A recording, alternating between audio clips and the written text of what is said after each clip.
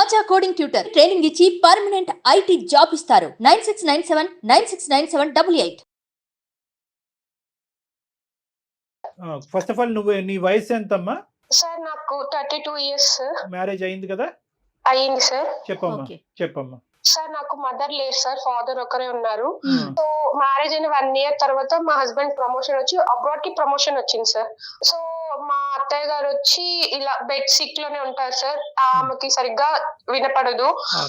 So ఇలా ఒక రోజు మా ఇంటి పైన రూమ్ కి ఇలా స్టూడెంట్స్ వచ్చారు సార్, రెంట్ కావాలి ఇలా అని చెప్పి వచ్చారు. సో వచ్చారు. సో మేము రెంట్ కి ఇచ్చాం సార్. ఆ రూమ్ లో రెంట్ కున్న ఒక అబ్బాయి కొంచెం మా అత్తయ్య గారితో మాట్లాడడం, ఏమన్నా నాకు కొంచెం సహాయం చేస్తున్నారు మేడం. ఎలా అంటే నేను కాలేజ్ టైమ్స్ లో చదువుకునే టైంలో నాకు ఎలాంటి క్వాలిటీస్ ఉన్న అబ్బాయి రావాలనుకున్నాను నా లైఫ్ లో, అలా అన్ని క్వాలిటీస్ ఈ అబ్బాయిలో ఉన్నాయి మేడం. సరే అయితే మంచిగా రాఖీ కట్టావమ్మా? లేదు సార్, రాఖీ కట్టలేదు. మరి ఏమైంది? కాల్స్ చాటింగ్స్ చేయడం ఇలా జరుగుతా ఉంది సార్. సో సర్టెన్ టైమ్ లో తను మా మదర్ కి ఇలా హెల్త్ బాగాలేదు, ఫినాన్షియల్ గా అప్రోచ్ అయ్యాడు సార్ నన్ను ఒక రోజు. సో మా హస్బెండ్ నాకు మంత్ కి అమౌంట్ సెండ్ చేస్తున్న అమౌంట్ సేవింగ్స్ చేయమని, కొంచెం మా ఖర్చులకి అన్ని అమౌంట్ నేను సేవింగ్స్ చేస్తూ ఇలా అమౌంట్ అంతా కొంచెం దాదాపు చాలా అమౌంట్ మేడం నేను తనకి ఇవ్వాల్సి వచ్చింది. నీకు పిల్లలు ఎవరు లేరు కదా సుధా? లేదు సార్. నువ్వు మీ అత్తగారే ఉంటారు. ఈ పై రూమ్ లో ఎంతమంది అబ్బాయిలు ఉంటారు?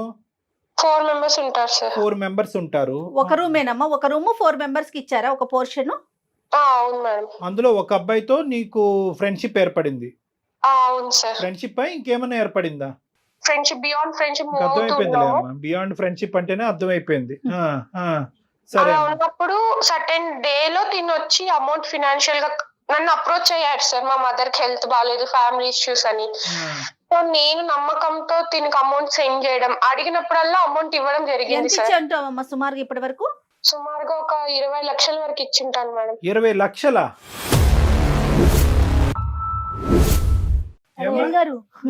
ఎంత టైంలో మిమ్మల్ని ఇచ్చేవి 20 లక్షలు? ఎంత సంపాదిస్తాడు మీ ఆయన?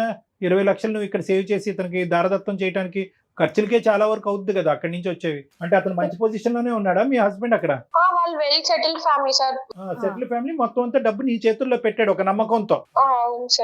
సరే. ఆ పెద్ద ఆవిడ ఇంట్లోనే ఉంటది. ఆవిడకి ఏమైనా హాస్పిటల్ ఖర్చులు అవన్నీ ఉంటాయమ్మా మీ ఇంట్లో ఉండే మీ అత్తగారికి? అంటే ఒక 3 months కి 4 months కి హాస్పిటల్ చెకప్ ఉంటుంది అంతే సార్. బాగోగులన్నీ నువ్వే చూసుకుంటా ఉంటావు? నేనే చూసుకుంటా ఉంటా సార్. సరే, ఇప్పుడు డబ్బులు పంపించటం, ఎదోకి డబ్బులు ఇవ్వటం ఇవన్నీ పక్కన పెట్టమ్మా. నేను అడిగేది ఏంటంటే, అసలు ఫస్ట్ ఆఫ్ ఆల్ ఒక నమ్మకంతో ఒక భర్త పై దేశాలకు వెళ్ళి అతని కళలు నిరూపించుకోవటానికి, లేదంటే ఆర్థికంగా స్థిరపడటానికి చెమటోడ్చి దేశం కాని మిడిల్ ఈస్ట్ దేశాలు ఎలా ఉంటాయి నీకు తెలుసు కదా. ఇక్కడి నుంచి ఏదో అక్కడ ఏటీఎంల మెషిన్లు పుట్టుకొచ్చినట్టుగా మనం ఊహించుకుంటాం. అక్కడ కింద మీద నీళ్లు నిద్ర ఆహారాలన్నీ మానుకుని ఆ ఎడారుల్లో పని చేసుకుని ఇక్కడ కష్టపడి పంపిస్తూ ఉంటారు.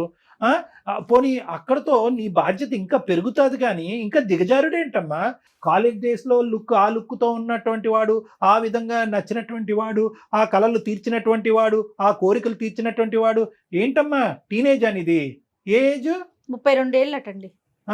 నీ ఏజ్ ఏంటి? నువ్వు చేసే పనులు ఏంటి? అసలు ఎవడు వాడు? మళ్ళీ మీరేమొచ్చి పెద్ద పెద్ద బాక్సులు తీసుకొచ్చి మాకు ఇస్తారా? చండాలం అంతా మాకు చూపెట్టడానికి. ఆ బాక్సుల్లో ఉన్నవాడు ఎవడు అమ్మా? ఆ వీడియోలో ఉన్నవాడు, ఆ ఫోటోల్లో ఉన్నవాడు ఎవడు? మీ భర్త కాదు సార్. అంటే హస్బెండ్ దూరంగా ఉండి, సో ఇతను చూపించే కేరింగ్ కి, ఇతను చూపించే ప్రేమకి నువ్వు కొట్టుకుపోయావు. సరే, ఏమైంది? ఆ కేరింగ్, ఆ ప్రేమ నువ్వు ఎన్ని పర్యాపదాలు వాడినా మేము మాత్రం అది డాష్ సంబంధమే అని అంటాం మేము. నువ్వు దానికి పులియారు కలపద్దు. ఇప్పుడు ఏంటంటే దాన్ని ఎన్ని రకాలుగా పెయింట్లు వేసినా కూడా మేము అనేది ఆ డాష్ సంబంధమే అని అంటాం. ఆ పదం కూడా మేము వాడటానికి ఇష్టపడం. సరే, నచ్చాడు, కేరింగ్ గా ఉన్నాడు, పోస్ట్ ఆఫీస్కి తీసుకెళ్ళాడు, బ్యాంక్ పట్టుకెళ్ళాడు, ఇంకేమన్నా చేశాడు కాబట్టి నేను కరిగిపోయాను, ఇది అయిపోయాను. ఎందుకమ్మా? సార్, నా భర్త అక్కడ ఉన్నాడు కాబట్టి నా కోరికలు తీరక నేను వాడికి తలదించానని చెప్పాలి కదా. ఇంకేముంది ఇందులో సబ్జెక్టు? పిచ్చి పిచ్చిగా మాట్లాడుకునేది. అవును సార్, చేసింది తప్పే సార్. దానికి నేను క్షమాపణ కూడా కోరటం లేదు సార్. తప్పు అనేది చాలా చిన్న పదం అమ్మా. తప్పున్నారా? చాలా డబ్బులు ఎందుకు క్యాజువల్ గా ఇచ్చావు? మాట్లాడుతుంది ఆమె. కష్టార్జితం, ఆ అబ్బాయి యొక్క కష్టార్జితం 20 లక్షల రూపాయి, 2 రూపాయల ఎక్కడనంటే ఎందుకు ఇచ్చామంటే మా ఆయన చాలా ఉన్నతమైన కుటుంబం, బాగా సంపాదించున్నాడు అంటే కనుక మా ఆయన దగ్గర 10 కోట్లు ఉన్నాయి కాబట్టి 20 లక్షలు అందులో వీడికి ఇస్తే ఏంటి అని అనుకున్నట్టుగా ఇచ్చావా? ఎందుకు ఇచ్చావు? డబ్బులు ఎందుకు ఇచ్చావు? మనీ హెల్ప్ కోసం అడిగాడు, ఇంత మంచిగా ఉంటున్నాడు అని చెప్పి ఇచ్చాను సార్. పోనీ ఆ అక్రమ ఆ అంశం గురించి అయితే మీ ఆయనకి తెలీదు. దీని గురించి అయినా ఇప్పుడు ఇది డబ్బులు నీ చెప్పా- సొత్తు కాదుగా, డబ్బులు నీ సొత్తు కాదుగా. ఏమండి మన ఇంట్లో ఒక రెంట్ కొంటున్నాడు, వాళ్ళ తల్లికో బాగాలేదు, వాళ్ళ అక్కో చెల్లికో బాగాలేదు, చావు బతుకుల్లో ఉన్నారంట, ఇంత అడుగుతున్నాడు ఇవ్వండి అని చెప్తే కనుక ఏమంటాడు? అదైనా చూడగలవా? 2 దొంగతనాలు ఎందుకు చేసావు? ఆ దొంగతనం ఏంటి, ఈ దొంగతనం ఏంటి? మరి నీకు ఏం హక్కు ఉందనమ్మా డబ్బులు ఇచ్చేయడానికి? అతను కష్టపడి పంపించిన డబ్బుల్ని నువ్వు ఇంట్లో వాడుకోవటానికనో లేకపోతే వాళ్ళ అమ్మగారిని చూసుకోవటానికో మీ ఖర్చుల కోసం పంపించిన డబ్బులు, డాక్టర్ గారు అన్నట్లుగా తినక పంపించిన డబ్బులు, అసలు నీకు ఏం హక్కు ఉందని 20 లక్షల ఇచ్చుకునేది? మంచిదానివా పిచ్చిదానివా తల్లి నువ్వు? ఈ మధ్యకాలంలో వచ్చాడు అతను, లెక్కపత్రం ఏమైనా అడిగాడా ఏమైనా ఆ డబ్బులని? ఆహా, రాలేదు సార్. మా ఆయన ఒక రోజు కాల్ చేసి ఇలా ఒక ల్యాండ్ కొంటున్నాము, రిజిస్ట్రేషన్ అమౌంట్ కి మా ఫ్రెండ్ వచ్చి తీసుకుంటాడు, సో అమౌంట్ అంతా రెడీగా సెట్ చేసి పెట్టుకో అన్నారు. పిచ్చోడు సంవత్సరం ముందన్న ల్యాండ్ కొన్నాడు కాదు, 20 లక్షలు ఓకే, అక్కడ బయటపడింది విషయం అంతేనా? ప్లాట్ కొనాలి, డబ్బులు రెడీ చేయండి, నేను పంపించిన డబ్బులు అని అన్నాడు. ఏంటి నీ రెస్పాన్స్ ఏంటి? నేను వచ్చి మా హస్బెండ్ తో సరే అని చెప్పాను సార్. అదే రోజు సాయంత్రం వీళ్ళు కాలేజ్ నుంచి రిటర్న్ వస్తుంటే అబ్బాయిని పిలిచి ఇలా మాట్లాడాలని చెప్పి స్టూడెంట్ సరే నేను తర్వాత తిడతాను కానీ ఇప్పుడు తర్వాత ఏమైంది? కాలేజ్ నుంచి వచ్చినప్పుడు ఏమన్నాడు? అప్పుడు ఇలా అమౌంట్ కావాలి నాకు అని అడిగితే అప్పటి నుంచి తన నిజ స్వరూపం ఏంటో బయటపడింది సార్. ఏంటమ్మా ఏంటి అప్పుడు అంతకు ముందు అవతారం ఏంటి, ఇప్పుడు ఏం అవతారం ఏంటి చెప్పు? ఆ రోజు నేను అమౌంట్ నేను నీకెందుకు ఇవ్వాలి, నువ్వే నాకు ఇవ్వాలి ఇలా అంతా చెప్పి ఇలా అన్నాడు సార్. ఆ రోజు మార్నింగ్ ఎర్లీ మార్నింగ్ కనపడలేదు సార్. పైకి వెళ్ళి చూసినా కూడా లేదు అబ్బాయి. జంప్. సో తనకి ఇలా ఎక్కడికి వెళ్ళాడు మీ ఫ్రెండ్, ఇలా మామూలుగా అమౌంట్ ఇట్లా ఫినాన్షియల్ ఇష్యూస్ వల్ల కొంచెం అమౌంట్ ఇచ్చాను, ఇప్పుడు నాకు కావాలంటే గర్ల్ ఫ్రెండ్ కోసం తీసుకున్నాడేమో అని చెప్పి అప్పుడు తన రియల్ ఫేస్ ఏంటో తెలుసుకున్నాను సార్. గర్ల్ ఫ్రెండ్ గురించి 20 లక్షలు తీసుకున్నాడు నీ దగ్గరికి, నువ్వు మహా పిచ్చి స్వరూపం అని చెప్పి నీ దగ్గర తీసుకున్నాడు. సరే ఇప్పుడు ఇదంతా కాదు, వీళ్ళు ఎవరైతే కనుక ఈ గుటుబుటాని ఉందో వీళ్ళందరూ ఇప్పటి వరకు నీకు అతనికి ఏదో ఒక అనవసరమైనటువంటి సంబంధం ఉందని తెలుస్తుంది కదమ్మా వాళ్ళకి. వీళ్ళు చెప్పచ్చుగా, అమ్మ నువ్వు మోసపోతున్నావు, వాడి చేతిలో వాడు ఇలాంటి చాలా మందిని మోసం చేశాడు అనేది ఎంతో కొంత. ఒక డబ్బుల విషయం అయితే వాళ్ళకి తెలియకపోయి ఉండొచ్చు, వాళ్ళు కంగు తిని ఉంటారు, ఎంత పిచ్చిమోహం నువ్వు ఏంటి అని అనుకుని ఉండొచ్చు, కానీ నీకు వారం చేయొచ్చు కదా. మీ ఇద్దరు కలిసి బాగా క్లోజ్ అవుతున్నప్పుడు జాగ్రత్త ఆంటీ అని అనాలి కదా. నువ్వు అక్క కూడా ఆంటీ అవుతావు, జాగ్రత్త ఆంటీ అని చెప్పాలి కదా నీకు. అది కూడా అడిగాను సార్ వాళ్ళని, మీకు ఇలా చెప్పాలన్న టైంలో వచ్చి మాకు ఏదో ఒకటి మందుకు డబ్బులు ఇవ్వడము, మాకు జల్సాలకి డబ్బులు ఇవ్వడము చేసేసేది, మాకు గర్ల్ ఫ్రెండ్స్ మేము బయటకు వెళ్ళడానికి ఇవ్వడం ఇలా చేస్తున్నారు. అందరూ దొంగనా కొడుకులే, అందరూ దొంగలే. అందరినీ మెడపట్టుకుని బయటకు గెంటలేకపోయావు, ఇంకా అక్కడే ఉన్నారు వాళ్ళు. ఈ ఇష్యూ అయితే ఎప్పటి నుంచి స్టార్ట్ అయిందో అప్పటి నుంచి ఒక్కొక్కరు వెకేట్ చేసేసారు సార్. పెద్దవాడికి ఏదైనా జరుగుంటే కనుక ఎమర్జెన్సీకి హాస్పిటల్ తీసుకెళ్తే అక్కడి నుంచి మీ ఆయన ఫోన్ చేసి మా అమ్మను కాపాడటానికి బ్యాంకులో ఉన్నటువంటి ఆ డబ్బులు తీసుకెళ్లి హాస్పిటల్ కట్టంటే ఏం చేసి ఉండేదానివి? ఇది ఆలోచించరే మీరు? కామ కక్కుర్తి అంటారు దీన్ని, ఇంకేమనరమ్మా. కామంతో కళ్ళు మూసుకోవటం అంట, ఆడి నిజ స్వరూపం తెలియటం, ఇవన్నీ ఏం కాదు. ఇది కళ్ళు మూసుకుపోయినాయి అంతే. ఆ బాక్స్ లో ఉన్నవాడు ఎవడు? వాడేనా? వాడే సార్. ఆ వీడియోల్లోని అదిని దాంట్లో సగం వరకే సార్ చాటింగ్స్, మేము ఎప్పుడైనా బయటకు వెళ్ళినప్పుడు తీసుకున్న ఫోటోస్, వీడియో కాల్స్ మాట్లాడింది. మిగతా అంతా మార్ఫింగ్ చేసి యూస్ చేసి చేసిన ఫోటోస్ వీడియోస్ సార్. సరే ఏమన్నా 1% కరెక్టే కదా, అందులో 1% అయినా కూడా అందులో ఒరిజినాలిటీ ఉందిగా. ఇప్పుడు ఈ ఫొటోస్ ఇవన్నీ నీకు ఎక్కడి నుంచి వచ్చాయి? నేను ఇలా అమౌంట్ కోసం కాల్స్ చేస్తూ ఇలా కంప్లైంట్ ఇస్తాను అని చెప్పినప్పటి నుంచి నాకు ఇట్లా ఫొటోస్ పంపించడము, ఇలా బెదిరించడం, వేరే వాళ్ళ దగ్గర కాల్స్ చేసి. అందుకే మేడం మీరు ఫోన్ చేసినప్పుడు కూడా నేను వేరే వాళ్ళ నుంచి ఫోన్ చేపించాడేమో అని భయపడ్డాను. అలా కదమ్మా, ఓకే కాదు, ఏంటి ఇప్పుడు ఆడు బెదిరిస్తున్నాడా? ఇంతటితో అవలే కదా, ఏమవుతుంది ఇంకా ఎక్కడికో పోయి ఇంకా నిన్ను డిమాండ్ చేస్తున్నాడా డబ్బులు? అంటే తనకు ఎప్పుడైతే నా నుంచి డబ్బులు అవసరమో అప్పుడు ఈ ఫొటోస్ వీడియోస్ పెడతాను, యూట్యూబ్ లో పెడతాను, ఇన్స్టాగ్రామ్ లో అదే స్టోరీ పెడతాను, ఇట్లంతా చెప్తూ బెదిరిస్తున్నాడు సార్. శాంపుల్ అన్నమాట, వాడి దగ్గర నాకు ఇన్ని ఆధారాలు ఉన్నాయని చెప్పి శాంపుల్. అమ్మ ఈ వీడియోస్ అవి చూస్తుంటే అందులో చాలా వరకు నిజమైనటువంటి వీడియోస్, ఇద్దరు వాలంటరీగా తీసుకున్నటువంటి వీడియోస్ లో ఉన్నాయమ్మా. బెడ్రూమ్ లో వీడియోస్ అయితే మాత్రం అక్కడ ఏం ఫోర్సిబుల్ గా తీసుకున్నట్లేదు కదమ్మా. ఇదేం మీ పైత్యం అమ్మ నీకు? వాడేదో వీడియోలు తీసుకున్నాడు, నువ్వెందుకు తీనిచ్చావు వీడియోలు? వాళ్ళ చెల్లికో అక్కో తీయమని లేకపోయా ఏంటి? తప్పు కదా అది. నువ్వెందుకు అంత వాలంటరీ అంత ఫ్రీడమ్ ఇచ్చావు? నీకేమైనా బుర్ర ఉందా అమ్మా? నీకేమైనా మెంటలా? బుర్ర పనిచేస్తుందా నీకు? ఏ ఊర్లో ఉంటావు? అక్కడ దగ్గరలో పిచ్చి ఆసుపత్రి ఎక్కడుందో చెప్తా నీకు. అసలు చేసేదే ఏదో పని, మళ్ళీ దాన్ని ఒక ఫోటోలు తీసుకోవటం, వీడియోలు తీసుకోవటం. కాదమ్మా, ఇప్పుడు చేతులు ఒళ్ళు అంతా కాలిపోయింది. చాలా సామెత ఏంటంటే చేతులు కాలేక ఆకులు పట్టుకోవటం ఏంటంటారు. ఇక్కడ నీ చేతులు కాదు, మొత్తం అంతా బూడిదైపోయింది నీ జీవితం అంతా. ఇప్పుడు మాకెందుకు చేసావు? ఏం చేయాలి మేము? ఇప్పుడు ఆ సీడీలు వీడియోలు మాకెందుకు? వెంటనే వచ్చి పట్టుకెళ్ళిపో. ఆ టైంలో ఉన్న ఫీలింగ్స్ కి వీడియోస్ కానీ ఫొటోస్ కానీ పట్టించుకోలేదు సార్. మీ నుంచి నాకు కొంచెం న్యాయం జరుగుతుంది అని చెప్పి. అసలు అందమైన జీవితం ప్రోగ్రామ్ అంటే అసలు వీళ్ళందరూ ఏమనుకుంటున్నారండి? నాకు అసలు ఈ డౌట్ వస్తుంది. ఈ అమ్మాయి ఫొటోస్ పెన్ డ్రైవ్లు పంపించినప్పుడు సరేలే ఏముందో ఓపెన్ చేయొద్దంది నన్ను. సరేలే ఏముంది అనుకున్నా. అమ్మ మీరు చేసే ప్రతి ఏదో పనికి పంచాయతీ చేయటకున్నాం ఇక్కడ డాక్టర్ గారు. నేను ఏదైనా ఫ్యామిలీకి సంబంధించిన సమస్యలు ఉన్నప్పుడు మాట్లాడి పరిష్కరించి కలపటానికి ఉన్నామమ్మా. సుధా, వాడు ఒకటి నేను చెప్తా, జాగ్రత్తగా వినమ్మా. ఇక్కడ ఏంటంటే వాడు క్రిమినలే, వాడు దొంగ డాష్ గాడు. ఇదంతా ఎన్ని బూతులన్నా వాడిని తిట్టచ్చు, వాడికి ఎంత క్రిమినల్ చరిత్ర ఉంది అనేటటువంటిది కూడా మేము కనుక్కుంటాము.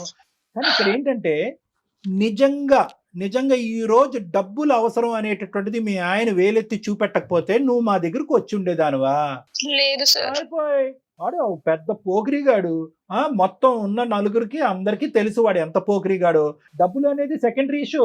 బ్లాక్ మెయిల్ అనేది అలాంటి వాడు నీతో పాటు వీడియోలు నువ్వు పక్కన పడుకుండగా ఫోటోలు వీడియోలు తీస్తున్నాడు అంటే కనుక ఎందుకు తీస్తున్నాడు అనేటటువంటి ఇంగితం జ్ఞానం ఉండాలి. దగ్గర సుమారుగా 6 నెలల నుంచి సంవత్సరం పాటు కంటిన్యూస్ గా పగలనక రాత్రి అనక బ్లూ ఫిల్మ్లు తీసుకున్నారు మీ ఇద్దరు. బ్లూ ఫిల్మ్లు తీసుకున్నారు. ఇంకేం చెప్పాలమ్మా దీని గురించి మాట్లాడేది?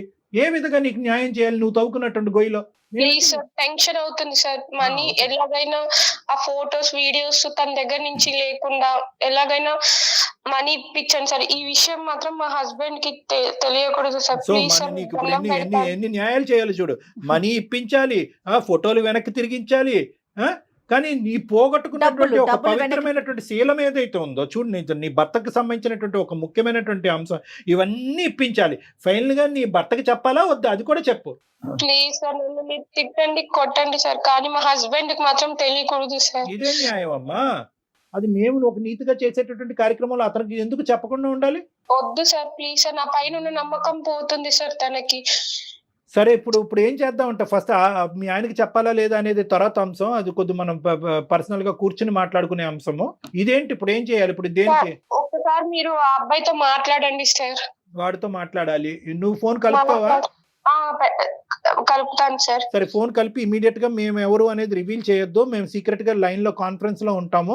అసలు వాడి నిజ స్వరూపం ఏంటో, అసలు నీతో ఏ స్టైల్లో మాట్లాడుతున్నాడో విందాం. అసలు నువ్వు చెప్పేది నిజమా, వాడు చెప్పేది అన్న, అది మాకు కూడా తెలియాలి. కాబట్టి అసలు మేము ఉన్నాం అనేది చెప్పకు వాడితో. Okay madam. అతని పేరేంటి?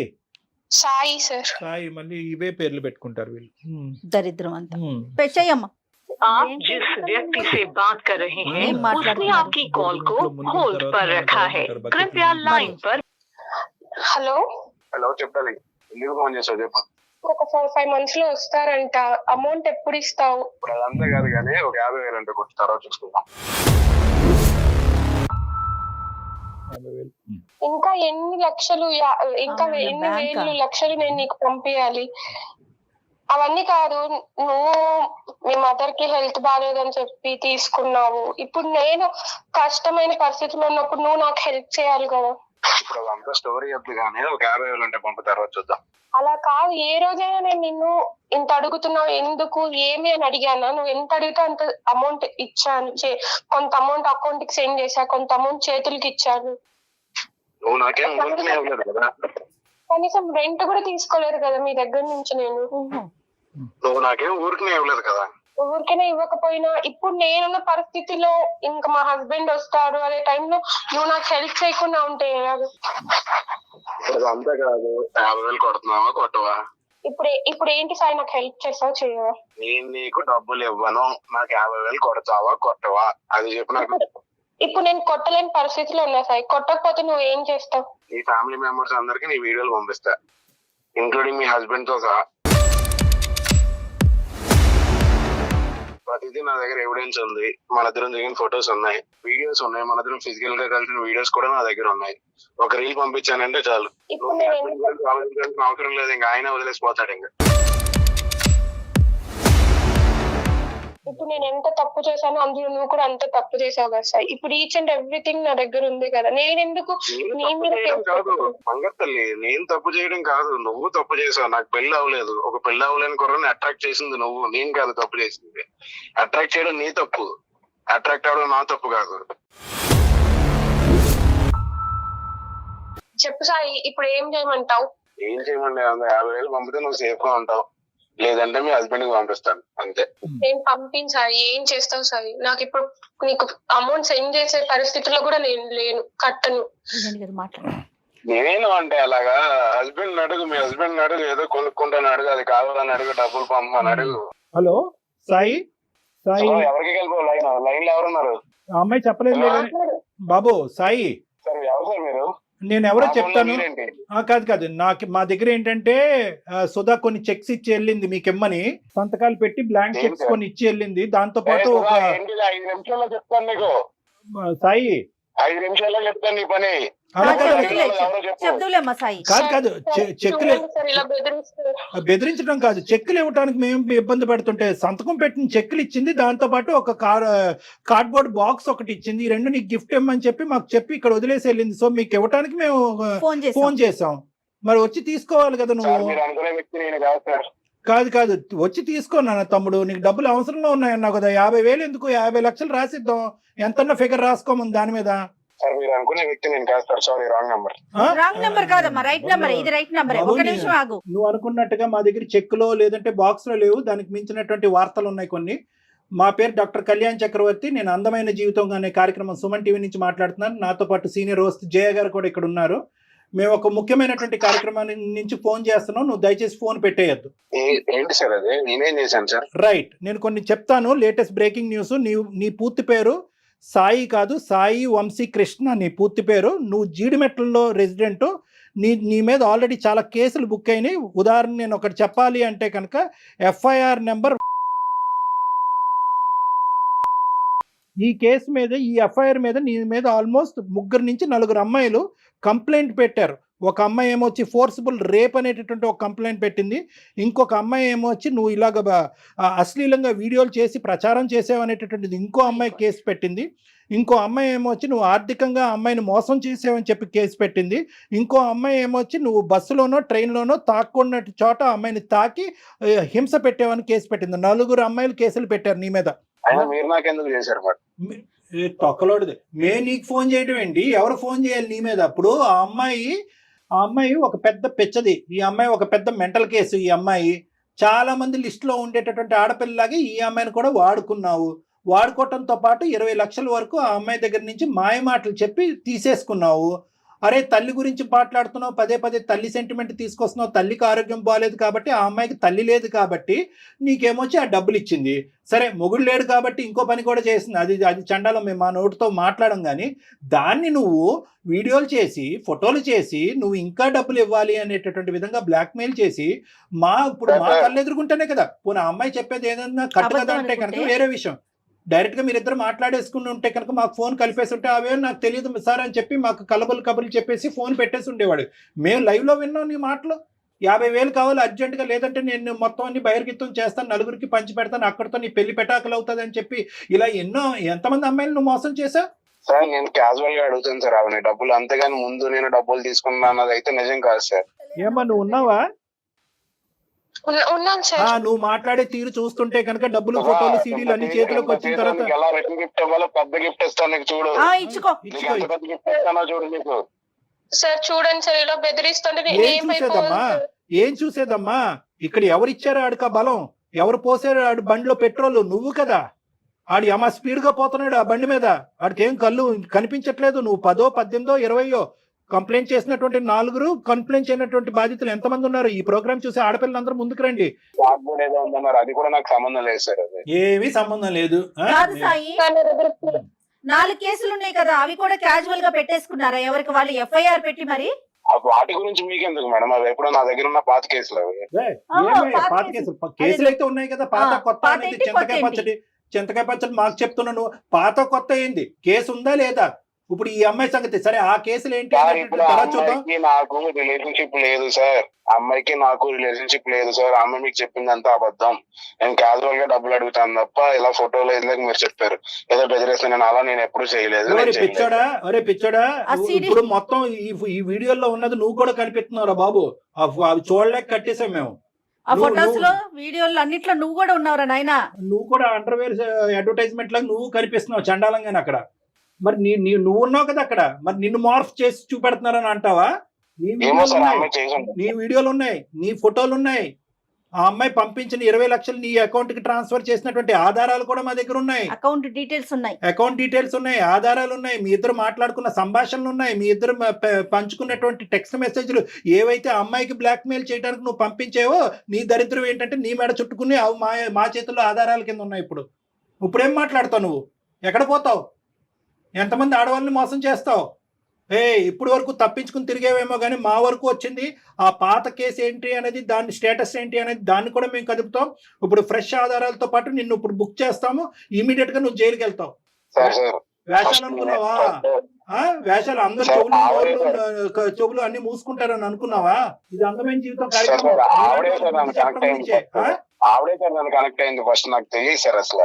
నేను ముందే అన్నాను, ఆ అమ్మాయి ఒక పిచ్చి మొహం కాబట్టి నీలాంటి ఏదో కనెక్ట్ అయ్యింది. ప్లస్ పెళ్ళైనటువంటి ఆడపిల్ల అని చెప్పి ఆ అమ్మాయికి పెట్టవలసిన గడ్డి చాలా పెట్టిన తర్వాత నీకు కాల్ చేసాం. ఆ అమ్మాయి బుద్ధి గడ్డి తిన్న తర్వాత ఈ రోజు నీకు చెప్పడం మొదలైంది. ఆ అమ్మాయి కరెక్ట్ అయిందా లేదా అనేది కాదు, నువ్వు మర్యాదగా ఇమీడియట్ గా ఎప్పటి లోపల ఆ అమ్మాయి డబ్బులు తిరిగిస్తావు. డబ్బులతో పాటు నీ దగ్గర ఉన్నటువంటి ఆధారాలు ఇమీడియట్ గా ఇస్తావా, లేదంటే నీ లైవ్ లొకేషన్ మేము ట్రాక్ చేస్తున్నావు, నువ్వు ఎక్కడున్నావు తెలుసు, అక్కడ పోలీసులతో పాటు రమ్మంటావా? ఎవరికి ఇవ్వాలో వాళ్ళకే ఇస్తారు.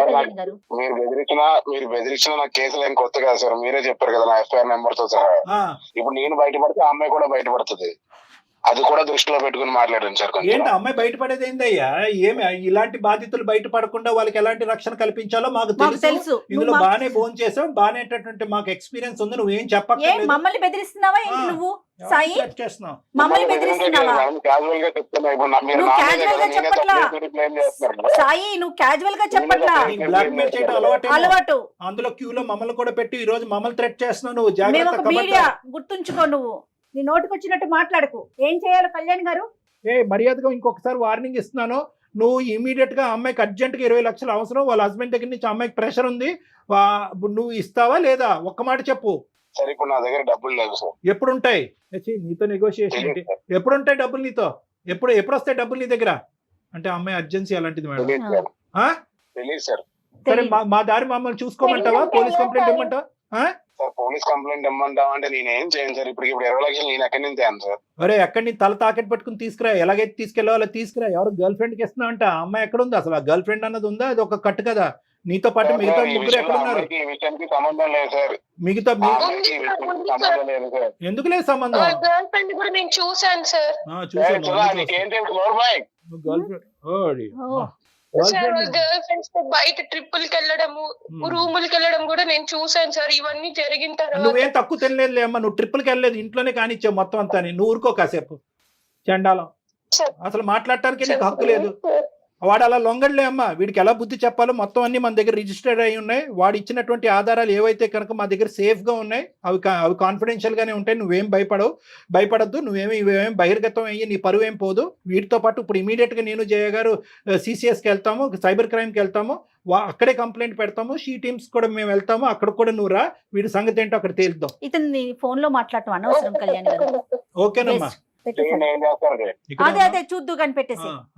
నువ్వు ఎలా బతికి పట్టబడతావు చూద్దామా. ఫోన్ పెట్టు. సాయి ప్లీజ్ సాయి. ఏమమ్మా నువ్వు?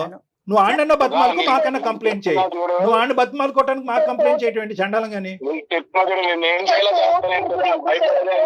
వీడియోస్ గురించి సార్. అమ్మా అన్ని తిరిగి వస్తాయి, ఏమి పోవు. It's only matter of time. వాడు నీ ఫొటోస్ కావాలంటే నువ్వు నా దగ్గరకు వచ్చి అడుక్కుంటే ఇచ్చేవాడిని. నన్ను ఇంత పబ్లిక్ చేసావు కదా నువ్వు, నేను ఏం చేస్తాను చూడు. ఏ సాయి ఏంటయ్యా ఈ బెదిరింపులు? ప్రతి మాట రికార్డ్ అవుతుంది, ప్రతి మాట బెదిరించే ప్రతి మాట రికార్డ్ అవుతుంది. ప్రతి అమ్మాయిని ఇలాగే బెదిరించి అన్యాయం చేస్తున్నావు, నీకు సరైనటువంటి శిక్ష పడకుండా ఉండదు. సార్ నాకేమి అమ్మాయి ఫ్రీగా ఇవ్వలేదు సార్, ఆవిడకి ఏం కావాలి నేను అది ఇచ్చాను, నాకు ఏం కావాలి నేను తీసుకున్నాను అంటే. అదే ఇప్పుడు మీలాంటి వాళ్ళందరూ కూడా, మీలాంటి యదవులందరూ కూడా ఏది ఇచ్చానో అది ఇచ్చానంటే కనుక పబ్లిక్ కి చెప్పలేక సస్తున్నావు. ఈ సుధాలాంటి అమ్మాయిల గురించి ఏమి ఇచ్చాడని చెప్పి. ఏమి ఇచ్చావురా నువ్వు? ఏమి ఇచ్చావు? ఆ సుఖాన్ని ఇచ్చావు, ఆ చండాలపు సుఖాన్ని ఇచ్చావు. సార్ ఏం చేసుకుంటారో చేసుకోండి సార్, నాకు ఈ తలకాయ పూట అంత అనవసరం. ఏం చేసుకుంటాం కూడా నీకు చెప్పవలసినటువంటి అవసరం లేదు. ఇప్పటి వరకు జరిగినటువంటి కథ నీ జీవితంలో ఒకలాగా ఉంటుంది. ఇది బాహుబలి 2, 3 జరగబోతుంది నీ జీవితంలో. ఇప్పుడు చూసుకో కథ ఎలా ఉంటుందో. ఫోన్ పెట్టేసి చేస్తాం, అన్ని చేస్తాం. అమ్మా సుధా చెప్పండి సార్. ఇప్పుడు ఏడ్చి కూడా వేస్తూ ఇప్పుడు బయటికి రావాలి. నువ్వు నూతులో కప్పలాగా దాక్కోవటం కాదు, బయటికి రా. ఆ ఎవిడెన్స్ అన్ని మన దగ్గర ఉన్నాయి. మొత్తం ప్రాసెస్ అంతా కూడా ఈ కాల్ అయిన తర్వాత చెప్తాము. సైబర్కి వెళ్దాము, సైబర్ క్రైమ్కి వెళ్దాము, షీ టీమ్స్ కూడా వెళ్ళాలి.